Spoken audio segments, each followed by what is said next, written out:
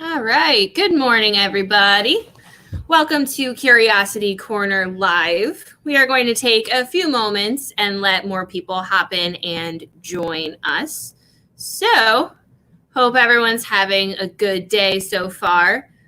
It's Friday. Yay, Friday. It's also really, really hot.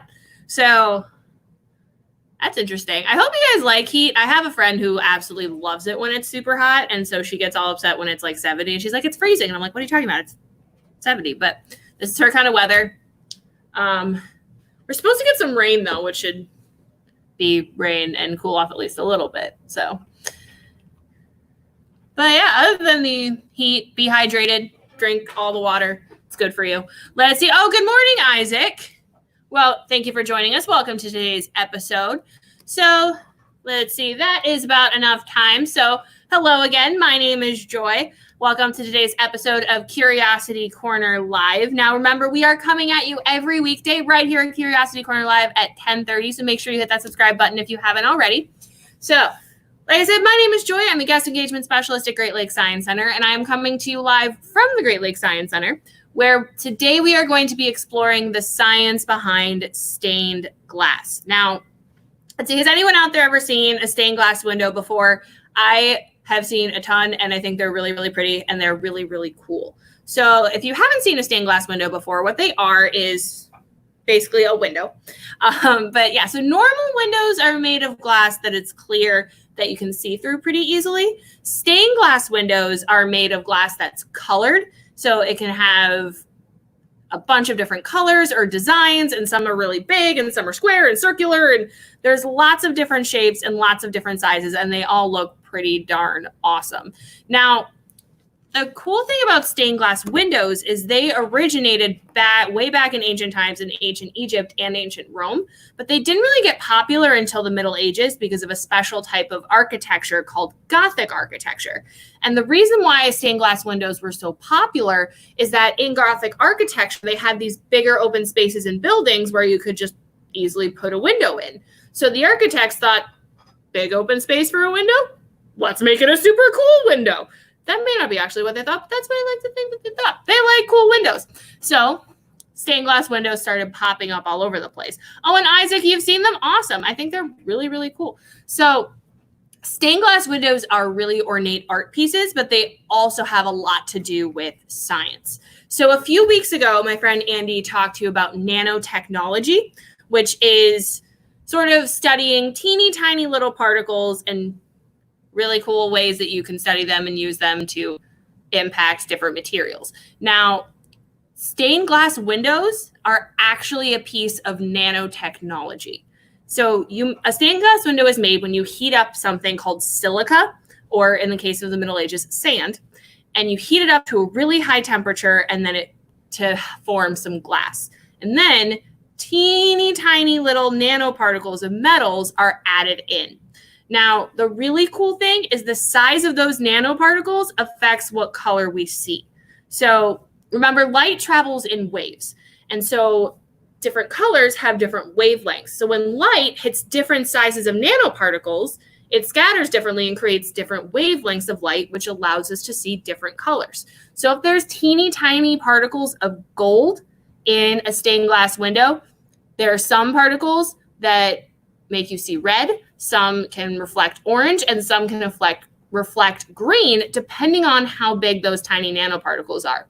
So I have another example of nanotechnology right here that is a similar principle. So we have here two butterflies. We have the little one up here and the big one over here. So take a look at this little butterfly. What color do you think this little butterfly is? I promise it is not a trick question. What color is this butterfly? I will show you the front. I will show you the back. It looks pretty much the same. So this little butterfly looks yellow to me. So let's add a little bit of light so we can make sure that it stays yellow. Yep. Even if I add some light in there, it's yellow. It's a yellow butterfly. It has special pigments in its wings that turn it yellow. But what about this big butterfly? What color do you think the big butterfly is? Let's see. It's a really pretty butterfly. I'll give you a hint. It is called a blue morpho butterfly. Gives you a big hint to its color. So this butterfly looks blue. But let's check the light test. See, I'll held it up. So it's not looking so bright blue anymore if I put some light up to it. Now, is it? Now, it's looking like it's more of a brownish when you put the light up. And the reason why that happens is if I flip it around, it actually is brown. There's little nanoparticles in the wings of this butterfly that reflect blue light. So, brown butterfly, blue nanoparticles that reflect blue. And that's sort of what happens in the stained glass window. There's little nanoparticles that reflect different colors based on the size of the particles once the light hits it. Now, we can't really, I mean, we might be able to heat up a bunch of silica and create a window, but that would be very, very difficult and probably not very safe. But we can mimic the effects of stained glass windows by making our own stained glass paint at home. Because really, you only need a couple of ingredients. If you remember a while back, I did a video on how you can make your own paint at home. Similar principle. You need a couple of ingredients. You need glue. White school glue is perfect.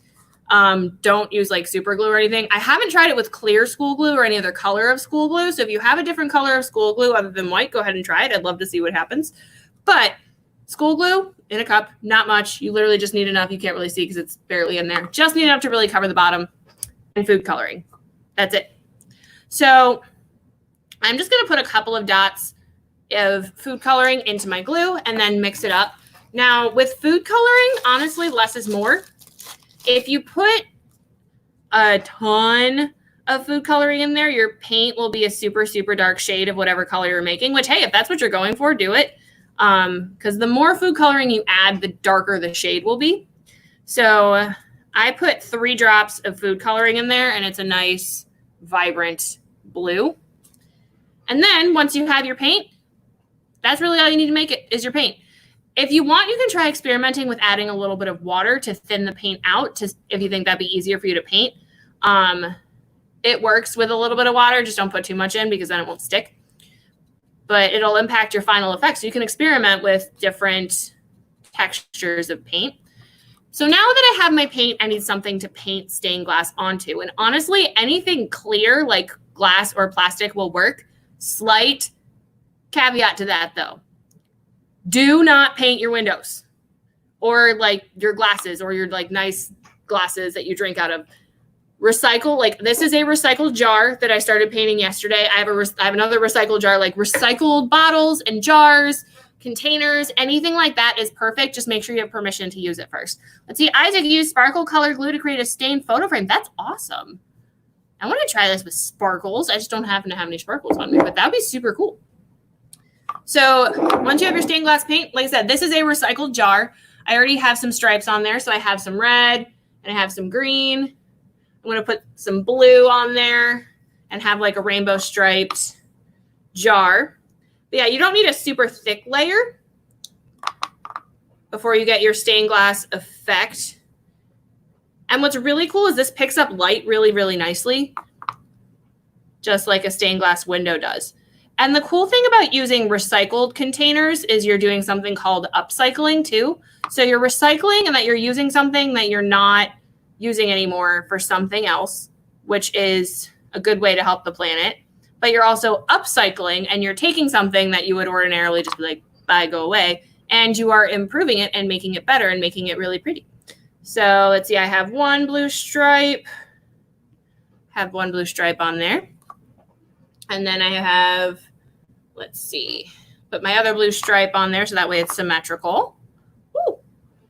And then once you have it painted, you just leave it sit to dry. Now you can put as many coats on there as you want and you'll get a stained glass effect. It just depends on how thick you want your color. I will say I'm only doing one coat of the blue because I only feel like doing one coat right now. But of the green, which you can't see as well, you can see it really well in front of me, but it's not picking up really well on the camera. That is one coat. The red is 2.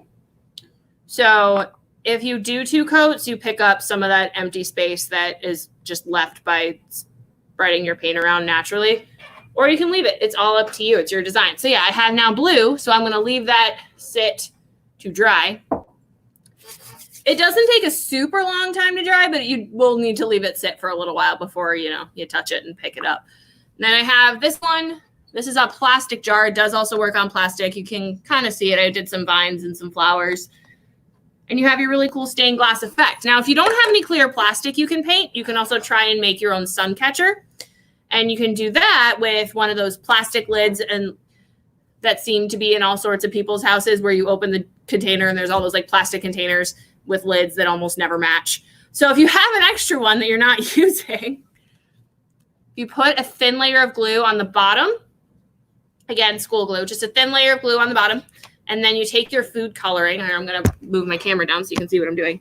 You take your food coloring and just put a few dots around. Now, here's the thing with the dots. You can put as many different colors as you want, and you can space them out however you want. I would not recommend doing a bazillion for reasons that I will show you momentarily. And we're going to lighten that up a little bit, get some yellow in there. So in order to make the cool stained glass look, you can take a toothpick. I'm going to use the back of a paintbrush because it's longer so you can see it better, but a toothpick works perfectly fine. And then you're just going to swirl it around and make some cool designs. However you want. You can make some swirlies or just some squiggles. And then as soon as you're happy with it, you can leave it. Now, this doesn't look like much now, but after a while, the colors will start to change. Now, notice I told you not to do too many dots because the colors will not stay like this. They will spread out more until they look more closer to this. And you have that full stained glass effect.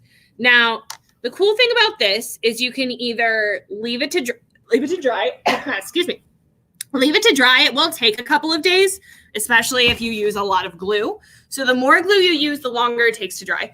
You can either leave it to dry and then either try and pop it out of your lid or hang it up somewhere where it catches the light, and then you can see how the light bounces off of those colors. Or if you decide you want to try a different one, just wash it off. Watch the colors change for a little bit, wash it off, and then start over. That's it. It's school glue. It's easy to wash off. But you can still get some really cool colors. Now, this I started on Wednesday. It's not quite dry yet. It's not wet anymore, but it's still a little bit tacky. So I need to leave this sit to dry for a little bit longer. But I'm going to see if I can pop this out and hang it up and catch that light. So that's pretty cool. Now, looking at how we can make these different stained glass creations gives me an idea for your challenge for today, which is to make your own stained glass creation. So you can make some stained glass paint. Again, do not paint your windows or your glasses or anything nice. Make sure you have permission to paint whatever you're painting before you do it. So make your stained glass paint, make your sun catchers, see what really cool stained glass creations you can make. And then take a photo of it, share it with us on social media, tag us, use our hashtag StayCuriousCLE. We cannot wait to see how you combine art with science. So once you are finished creating your stained glass creations, make sure you clean up your workspace, wash your hands thoroughly because it's glue and can get really sticky, and then put all of your materials away. And then once you're done checking out your stained glass in the light, you can get excited for our next all new episode of Curiosity Corner Live. So today we explored stained glass, and on Monday, we are going to visit our friend Jared, and he is going to teach you about a really cool structure called a dam. So that's going to be super cool. So make sure you come back for that. And then also every weekday at 10:30 for our next all new episode of Curiosity Corner Live. So get creating, have fun, and until next time, stay curious.